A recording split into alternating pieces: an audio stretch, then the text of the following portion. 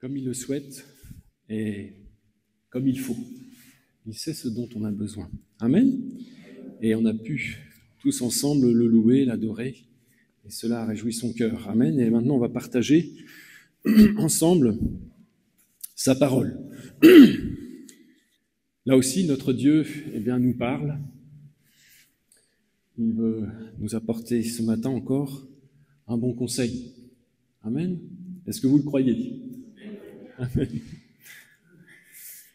Alors, oui, on va prendre un peu le temps, si vous voulez bien, de développer, une feuille de route, ou dit autrement, une ligne de conduite idéale à suivre pour tout chrétien, pour toute chrétienne qui souhaite accomplir la volonté de Dieu. Alors vous doutez bien, c'est pas de moi nécessairement, vous en doutez pas. On va prendre un passage, on va s'appuyer dessus, un passage qui se trouve dans la lettre que l'apôtre Paul a écrite aux chrétiens et aux chrétiennes de Rome. Donc vous l'aurez deviné, c'est l'épître aux... Voilà, parfait.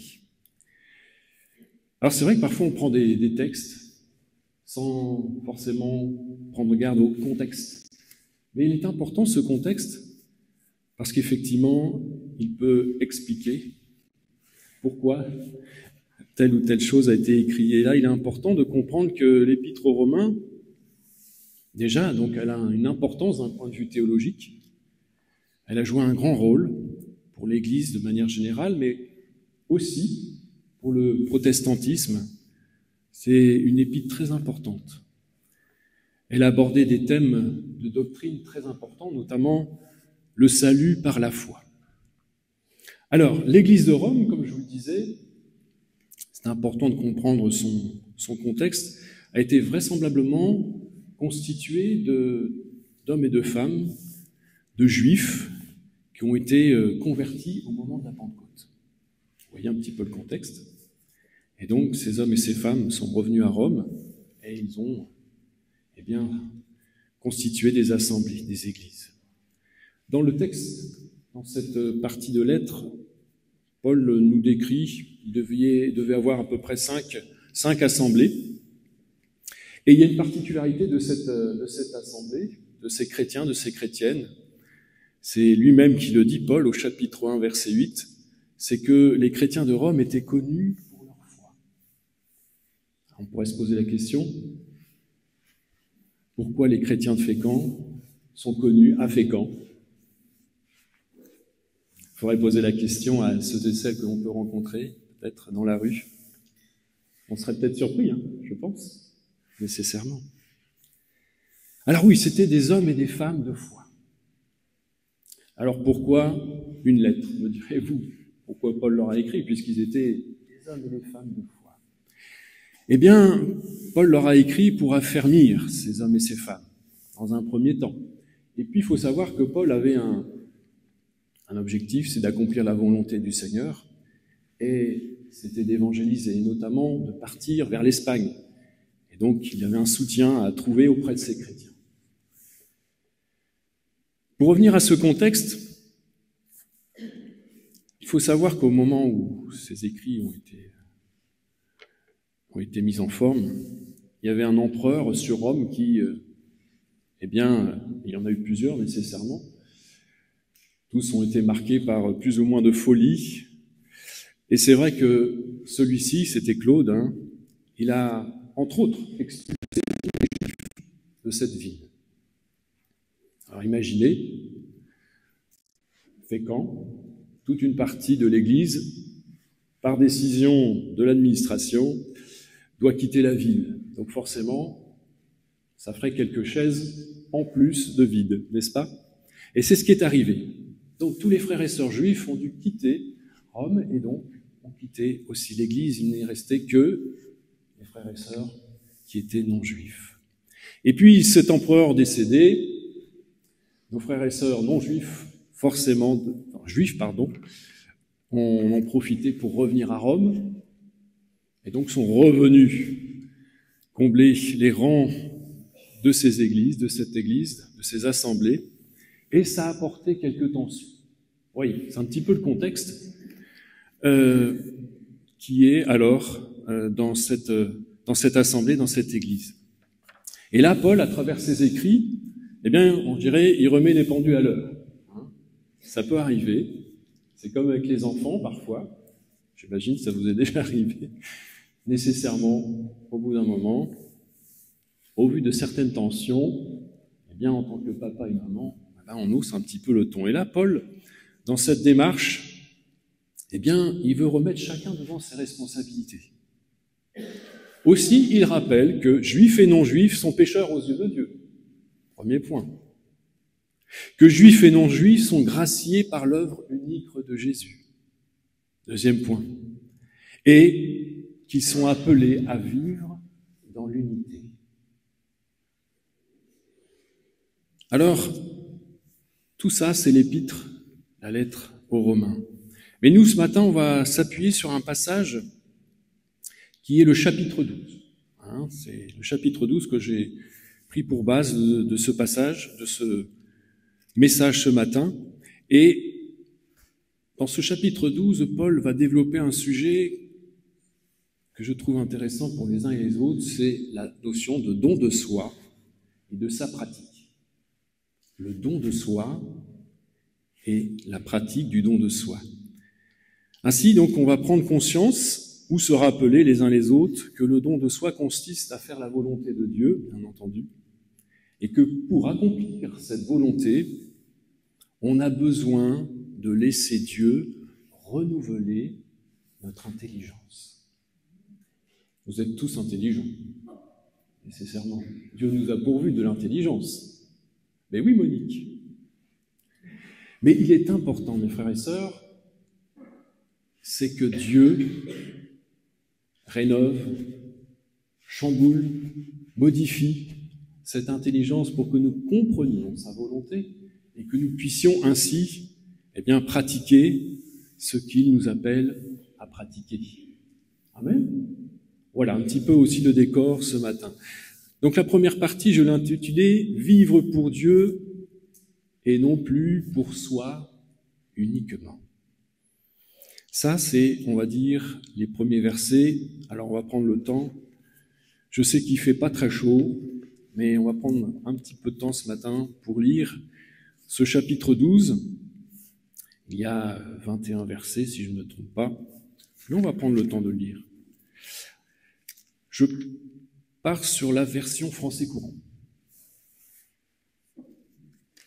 Alors, vous pouvez suivre. Et vous verrez après, sur certains chapitres, on prendra et la version français courant et la version Sommer. Les deux se complètent admirablement bien.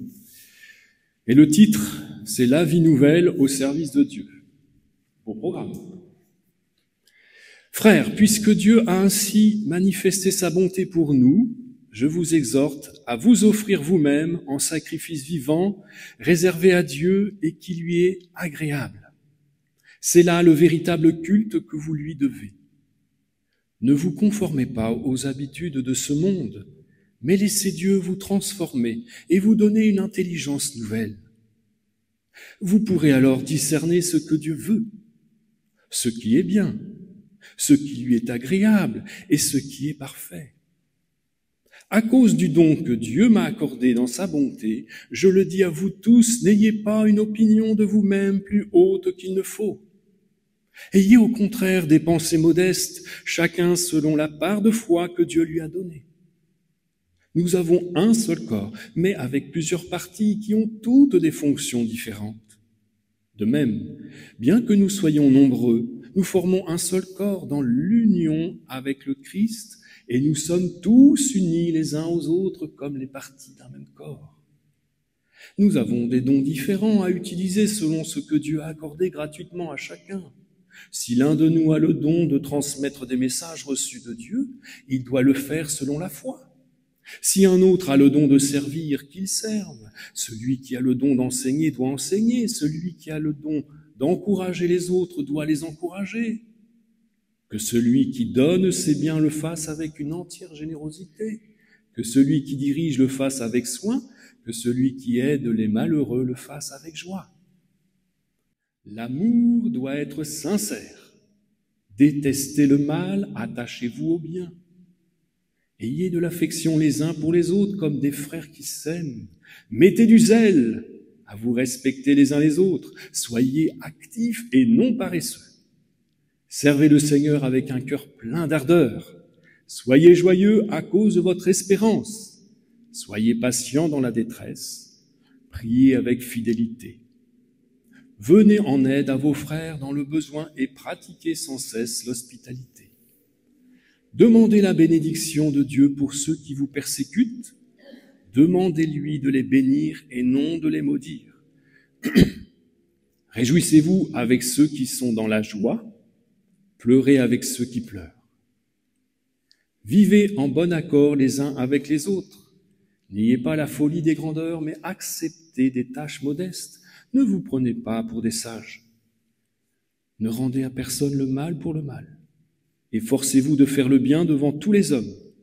S'il est possible, et dans la mesure où cela dépend de vous, vivez en paix avec tous les hommes. Mes chers amis, ne vous vengez pas vous-même, mais laissez agir la colère de Dieu, car l'Écriture déclare « C'est moi qui tirerai vengeance, c'est moi qui paierai de mon retour, dit le Seigneur. Et aussi, si ton ennemi a faim, donne-lui à manger. S'il a soif, donne-lui à boire, car en agissant ainsi, ce sera comme si tu amassais des charbons ardents sur sa tête. Ne te laisse pas vaincre par le mal, sois au contraire vainqueur du mal par le bien. » Amen. Alors, j'en conviens, c'est beaucoup d'informations. On va prendre le temps de séquencer ces différentes informations pour en retenir le principal ce matin. Déjà, amen à cette lecture. Amen. Alors, à travers ces lettres, Paul a toujours cherché à démontrer l'indissociable lien entre la connaissance et la pratique. Oui, la théologie, l'étude de Dieu, ne peut pas se suffire à elle-même. Il faut pratiquer au quotidien ce en quoi on croit. Et je dirais vice-versa. Notre pratique, nos actes doivent être basés, être motivés sur ce en quoi on croit, c'est-à-dire sur notre connaissance de Dieu et de son œuvre. D'où l'intérêt d'accroître notre connaissance. Et c'est cette disposition de cœur qui nous amènera à nous offrir totalement corps, âme, esprit. Et c'est uniquement dans ce savant équilibre de nos vies et que nos vies vont s'épanouir spirituellement et que nous serons réellement utiles pour notre génération. Et ce qui est important, frères et sœurs, c'est que Dieu n'attend pas seulement de nous que nous lui fassions le don de notre être intérieur. Il désire une offrande complète, ce qui inclut notre corps, c'est-à-dire l'enveloppe charnelle dont il nous a pourvus et qui permet d'interagir avec les êtres, et je dirais tous les êtres qui nous entourent. Dieu attend de ses enfants qu'ils œuvrent, qu'ils agissent dans la société. Je dirais que les chrétiens et les chrétiennes ne sont pas hors du monde. Certes, c'est vrai, oui, mais nous sommes invités à vivre différemment dans ce monde, surtout, en pensée et en acte, et à ne pas nous laisser influencer par l'esprit de ce monde. Et comme on a pu le lire, cela c'est de notre responsabilité. Il nous faut nous laisser renouveler à nouveau, chaque jour, dans notre intelligence, afin de pouvoir discerner, ça on l'a lu, et c'est le verset clé de ce message, pour discerner, découvrir quelle est la volonté de notre Père. Cette volonté qui est de faire ce qui est bon, de faire ce qui lui plaît, et faire ce qui est parfait. C'est un sacré programme, n'est-ce pas ? Et de fait, en le disant, on réalise pleinement que si on n'est pas renouvelé dans notre intelligence, on va le voir plus loin, mais c'est vrai que c'est pas inné, c'est pas humain, on a besoin de l'œuvre du Seigneur. On peut encore préciser cette pensée du renouvellement en insistant sur le fait que d'avoir l'intelligence renouvelée, va nous permettre aussi de mieux comprendre et percevoir avec justesse notre place et celle des autres. Ainsi renouvelé, on va, comme le passage que l'on a lu nous le rappelle, on va pouvoir œuvrer humblement. Humblement à l'image de notre Seigneur, dans l'unité et à l'unité de l'Église, en exerçant avec foi, consécration, fidélité, sans calcul, sérieusement, animé d'une joie et d'un amour, eh bien, on va pouvoir exercer les dons que Dieu a donnés à chacun. Parce que tous, mes frères et sœurs, Dieu nous a donné quelque chose. Est-ce qu'on en est conscient? Pas toujours. Parce qu'on regarde à nos faiblesses et on oublie de regarder à ce que Dieu fait de nous et veut faire de nous. Le don de soi, c'est la deuxième partie de ce message, mais le don de soi dans la pratique. Parce qu'effectivement, comme je viens de l'expliquer, Paul nous invite non seulement à avoir la connaissance, mais à la mettre en pratique. Et le don de soi, avant tout, c'est de la pratique. Alors on va prendre le temps, si vous voulez bien, à travers ce que l'on a lu, eh bien de considérer en quoi on peut mettre en pratique ce don de soi. Alors on l'a lu ensemble, c'était au verset 10. Paul nous dit « Soyez pleins d'affection déjà les uns pour les autres ». Ça s'appelle tout simplement l'amour fraternel. Vous êtes d'accord avec moi? J'espère. L'amour fraternel, premier point. Alors pourquoi on pourrait dire que c'est une manière de pratiquer le don de soi? Parce que je dirais que cette attitude d'aimer avec attachement qui nous pousse à vouloir le bien-être et le bonheur de l'autre, c'est pas forcément inné. Et ça demande à renoncer à soi, nécessairement. Alors vous me direz aussi, bon, Paul n'a pas très bien innové, aimer les autres, et on l'a lu encore ce matin, dès l'Ancien Testament, Dieu nous invitait à effectivement aimer notre prochain, comme nous-mêmes, n'est-ce pas? On peut le lire dans Lévitique 19, verset 18. Mais ce qui est important à comprendre, si justement Paul n'a pas innové, c'est que justement, il s'adressait en plus à des chrétiens et à des chrétiennes. C'est un petit peu symptomatique, n'est-ce pas? Et je pense que s'il a pris le temps, et si l'Esprit l'a rappelé et lui a indiqué de le rappeler à nos frères et sœurs de Rome à l'époque, c'est tout aussi important pour nous aujourd'hui. L'amour fraternel. N'oublions pas, mes frères et sœurs, que le monde nous regarde. Vous savez peut-être pas, mais on est observé tous les jours dans notre quotidien par nos amis, nos collègues, nos familles, nos ennemis. Nous sommes observés. Et comment parler d'unité dans l'Église, d'unité de corps de Christ, si nous ne pratiquons pas déjà cet amour fraternel, frères et sœurs? Cet amour sincère, dénué d'intérêt, gratuit.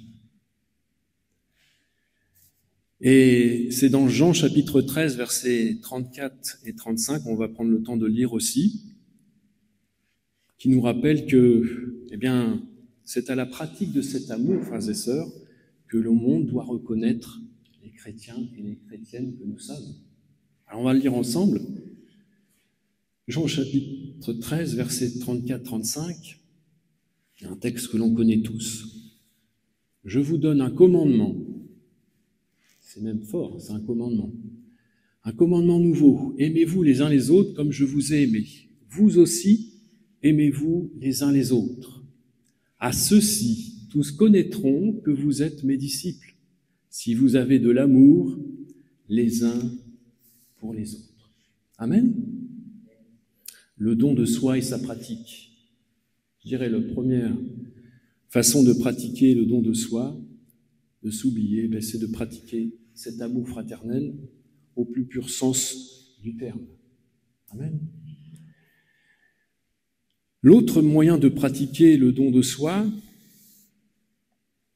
de renoncer à soi, c'est dans le verset 10 toujours, et j'ai intitulé ça « l'estime mutuelle ».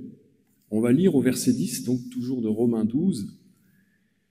Et là, je vais faire le distinguo entre la version Sommer et la version français courant. Dans la version Sommer, il est dit « Faites passer les autres avant vous ». C'est un peu plus clair. Et dans la version français courant, il nous est dit « Mettez du zèle à vous respecter les uns les autres ». Donc oui, renoncer à soi, c'est aussi laisser notre ego de côté, forcément, et avoir une juste considération de son frère, de sa sœur, et par prolongement d'autrui.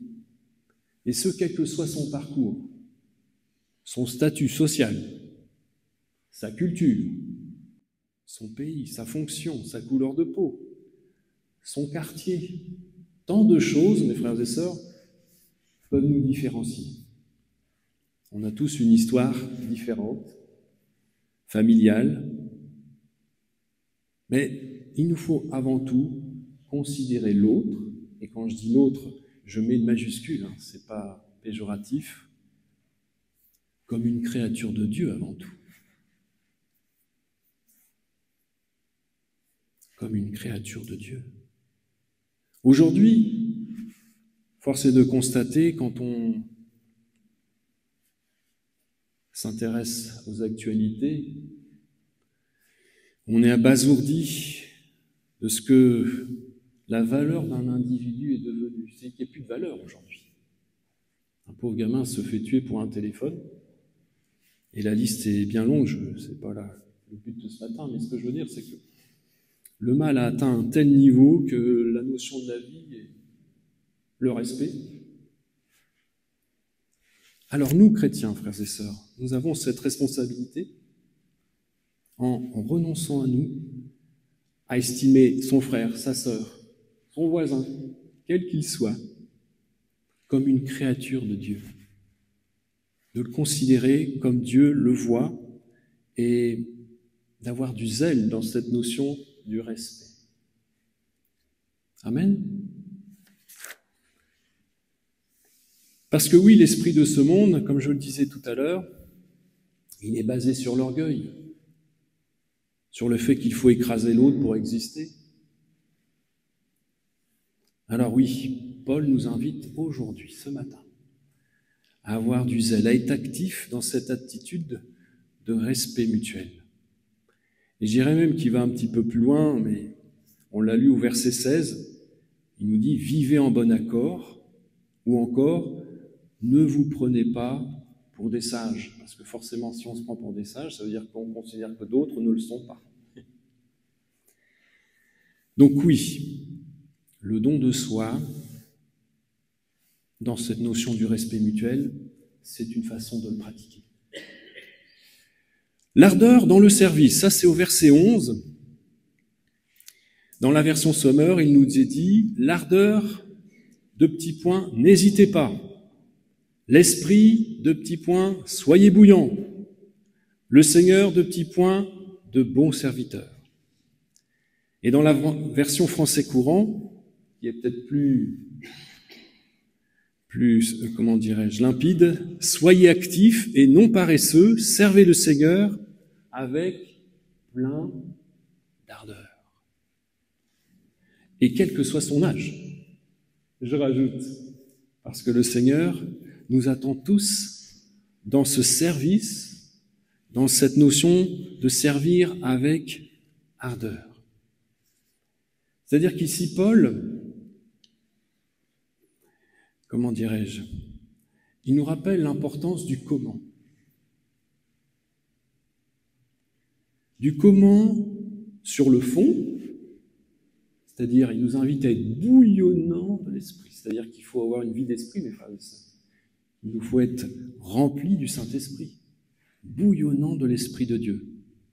Ça, c'est le comment sur le fond, puis il y a le comment sur la forme, avec ardeur, c'est-à-dire s'entraîner les pieds, avec enthousiasme, empressement.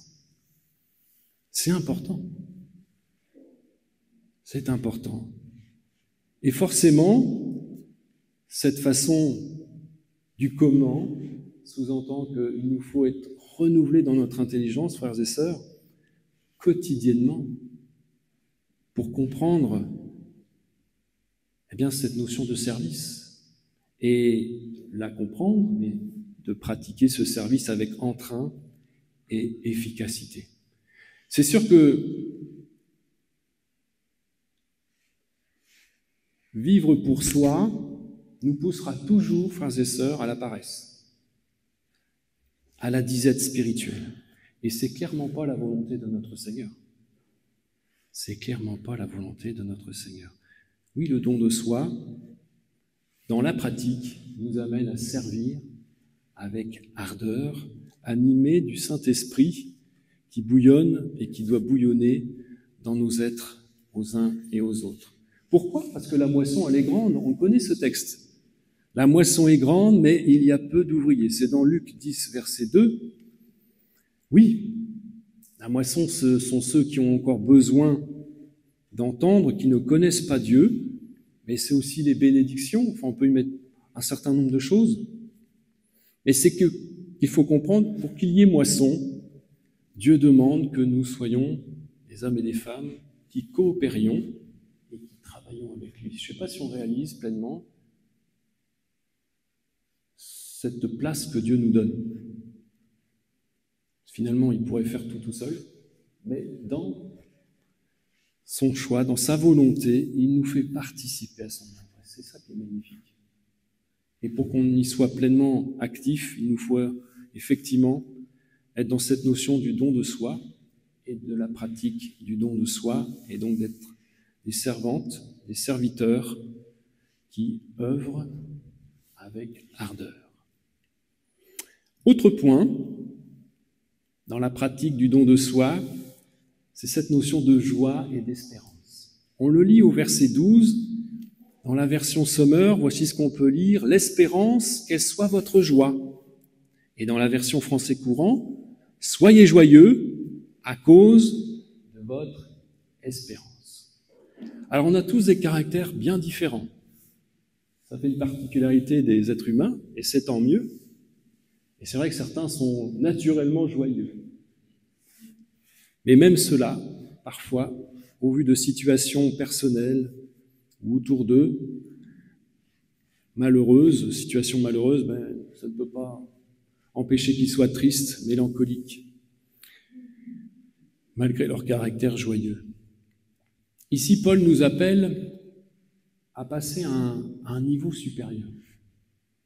C'est-à-dire que, en parlant de cette joie et en la mettant en parallèle avec l'espérance, Paul nous invite à nous détacher de ce qui fait notre joie habituelle ici-bas, et c'est naturel, que ce soit des beaux événements dans nos proches, dans nos réussites personnelles, dans ce que l'on peut acquérir, ce sont des joies terrestres, mais Paul nous invite à aller au-delà, à nous appuyer sur cette espérance, à appuyer notre joie sur cette espérance, sur cette place que nous avons auprès du Seigneur et qu'on a célébrée ce matin, parce que cette place, on l'a parce qu'il a donné sa vie. Et forcément, je reviens toujours à cette notion d'être renouvelé dans notre intelligence. Sans ce renouvellement, on a forcément tendance à avoir toujours nos regards sur ces choses ici-bas qui parfois peuvent nous amener de la tristesse, de la mélancolie et parfois même de la dépression, bien plus, effectivement. Alors, à travers cette notion de joie et d'espérance, de cette pratique du don de soi, effectivement, c'est de porter notre attention sur l'après. Mais cet après, on le vit déjà aujourd'hui parce que nous sommes citoyens des cieux dès notre conversion.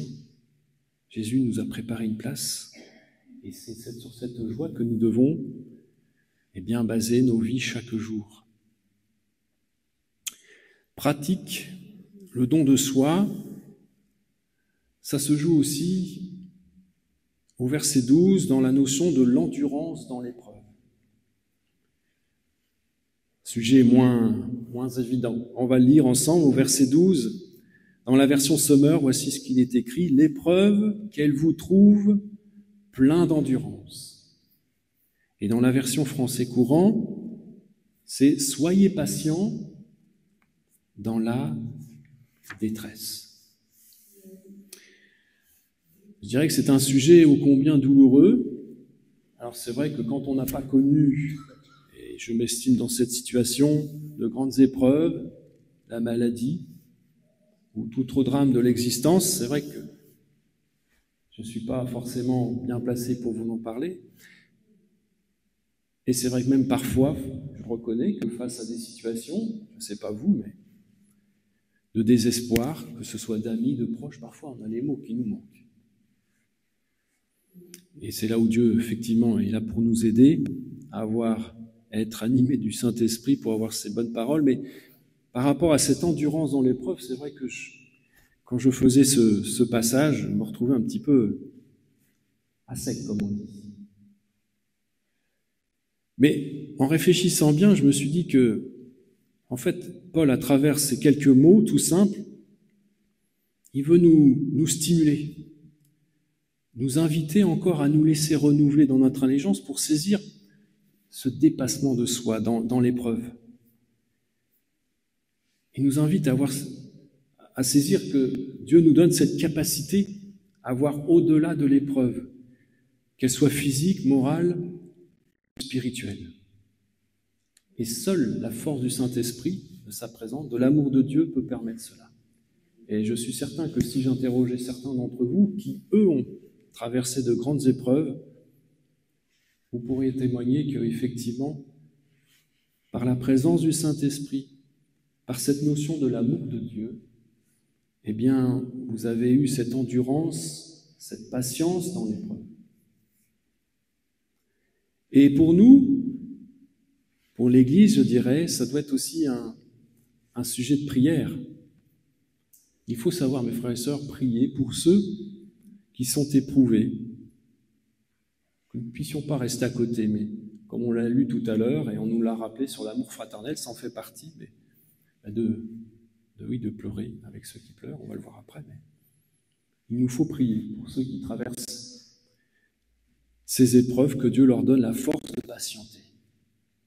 La force de patienter, et aussi on prie pour que selon la volonté de Dieu, si guérison il doit y avoir, il y aura.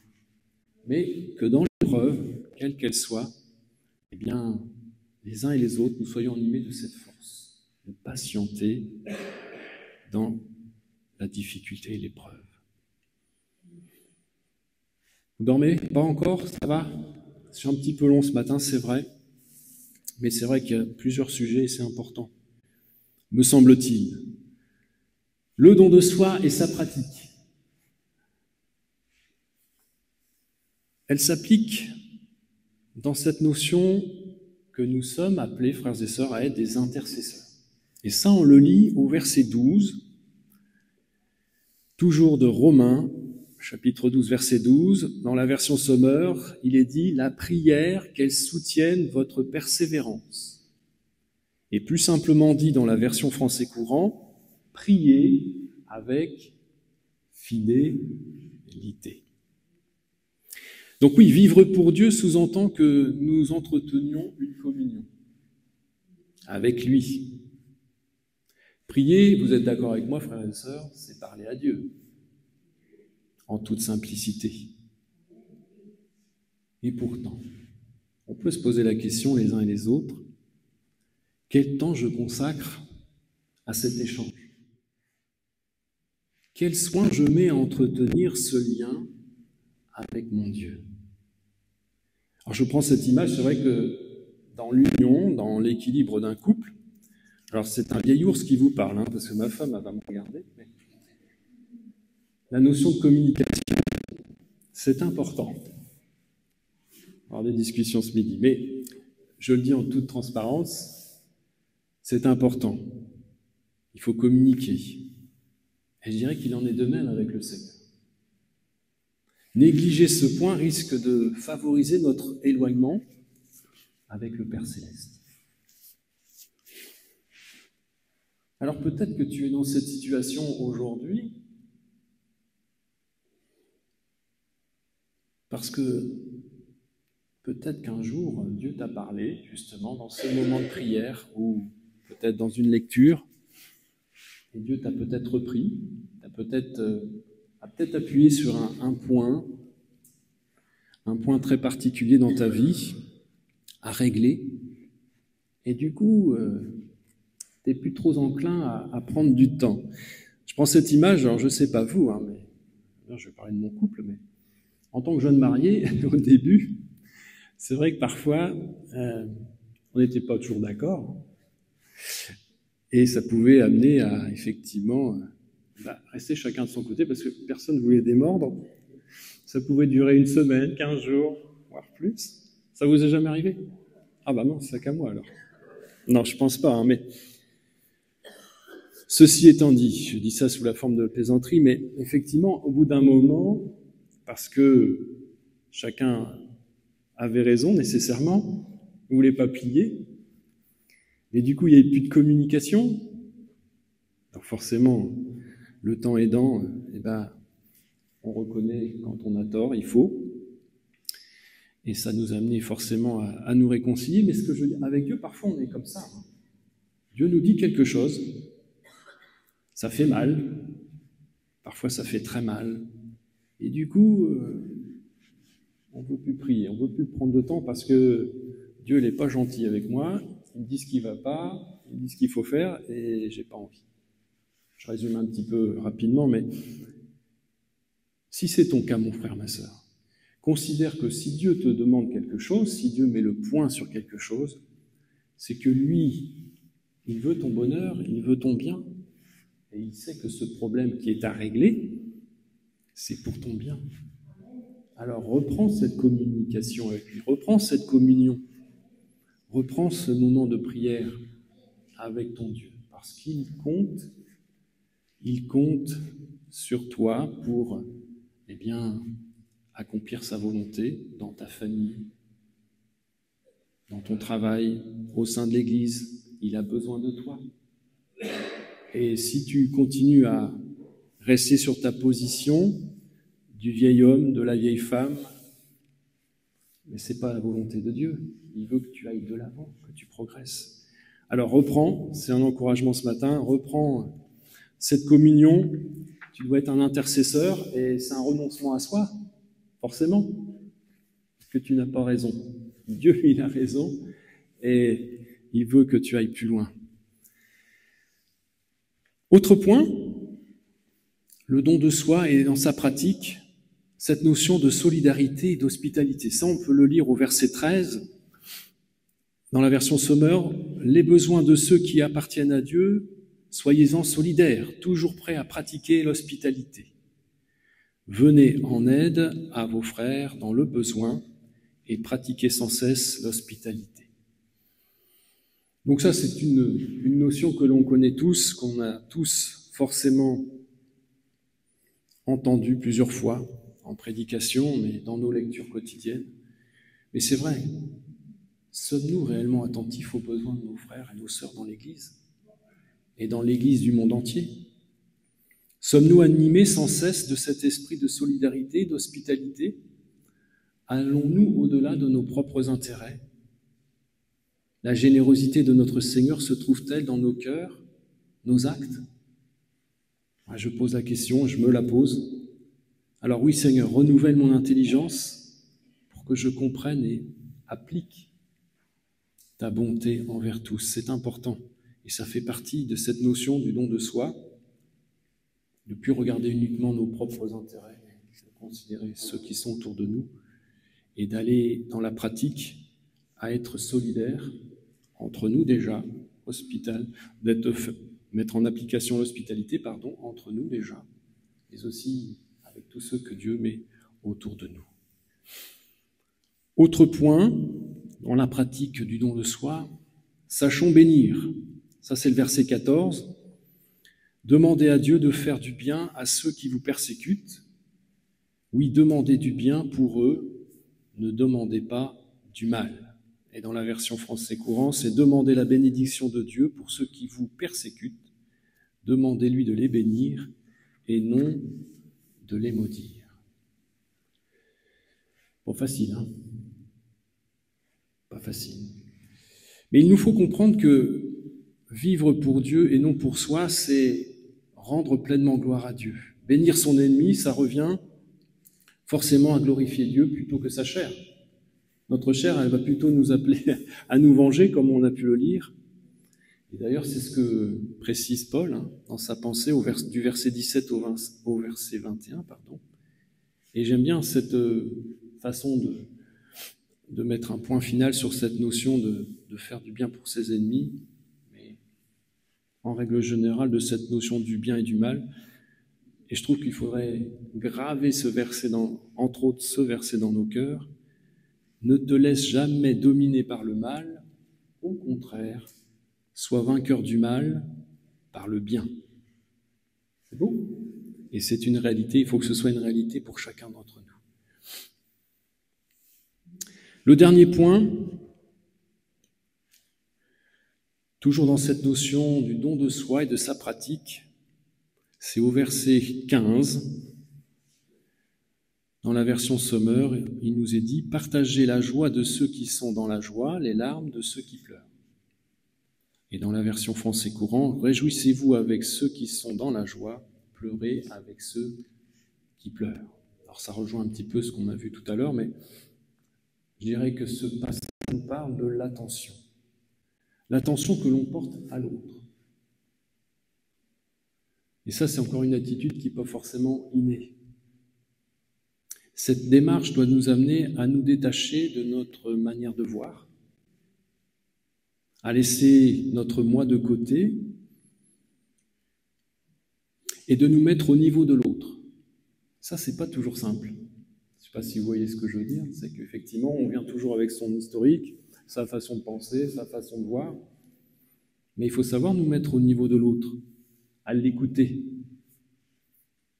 et non à s'écouter. Important. À partager sa joie et plus difficilement ses peines. C'est pas simple, c'est vrai. Mais là aussi, l'Esprit du Seigneur, le renouvellement de l'intelligence, nous aide à être pleinement dans cette pratique. On est à côté, je dirais, on est plus à côté, on est avec. C'est cette notion, je trouve, qui est importante dans « soyons attentifs et compatissants ». Parce qu'on peut toujours être à côté de quelqu'un, mais là, le Seigneur nous demande d'être avec, de pleurer quand il pleure, d'être dans la joie quand il est dans la joie. Et que nous puissions être vraiment des demandeurs pour être renouvelés. Alors, vous verrez que soi et sa pratique sous-entend qu'au préalable, nous laissions Dieu renouveler notre intelligence. C'est la seule manière pour nous d'accomplir ce qui est bon, parfait et agréable aux yeux de Dieu. Alors oui, renouveler, ça veut bien dire changer, rénover, transformer, moderniser, bouleverser, corriger, chambouler. Et cela peut faire peur. À notre vieil homme, je mettrai entre parenthèses, mais c'est la réalité. C'est vrai. Aussi mettons notre foi en action. Dieu ne désire-t-il pas notre bonheur ? Je pense qu'on a tous la réponse. Et en tant que créateur, il sait ce dont nous avons besoin. Chacun d'entre nous, personnellement. Oui, Dieu veut nous faire participer à son œuvre et voir son Église, son peuple, ses enfants briller au grand jour et à la vue de tous par la réalité de notre amour fraternel, par notre respect mutuel, par notre enthousiasme à le servir, par notre bouillonnante vie de l'esprit, par notre espérance et la joie qui en découle, par notre patience dans l'épreuve, par notre réelle vie de prière, par la manifestation de notre solidarité, de notre hospitalité, par notre disposition à bénir et faire preuve de compassion. Alors, laissons Dieu agir en nous, mes frères et sœurs. C'est l'invitation de ce matin. Merci de votre attention. On va prier, si vous voulez bien, pour ceux qui le souhaitent dans leur cœur. Eh bien, effectivement, on peut demander à notre Seigneur d'encore renouveler ce matin notre intelligence. Seigneur, merci pour ce moment. Avec mes faibles mots, Seigneur, combien, oui, Seigneur, il est bon de considérer ta pensée et de nous laisser, Seigneur, encore ce matin et chaque jour, avoir ce désir dans le cœur d'être renouvelé dans notre intelligence, afin de comprendre, Seigneur, quelle est ta volonté, et de faire ce qui est bon, ce qui te plaît, ce qui est parfait, agréable à tes yeux. Combien nous voulons être, Seigneur, dans cette compréhension de ta volonté, c'est une chose, mais aussi, Seigneur, dans la pratique. Oh oui, Seigneur, combien nous voulons vivre pour toi, non plus pour nous, mais pour toi, et agir au sein même de l'Église déjà, Seigneur, comme tu nous l'invites et comme Paul nous l'a rappelé, et démontrer aux yeux de tous, Seigneur, combien l'Église est belle, parce que constituée d'hommes et de femmes transformés par toi. Merci Seigneur, combien je te prie pour l'Église, je te prie pour chacun ici présent. Merci parce que oui, tu as une parole pour chacun. Et peut-être que celui ou celle qui, peut-être Seigneur, n'est plus en communion avec toi, réalise que Seigneur, ce que tu demandes, c'est pour son bonheur, pour qu'il aille plus loin encore avec toi. Merci Seigneur pour toutes ces invitations et merci encore pour toute l'aide que tu nous accordes pour que nous puissions être vraiment ces ouvriers utiles entre tes mains. Que ton nom soit exalté, Seigneur. Amen.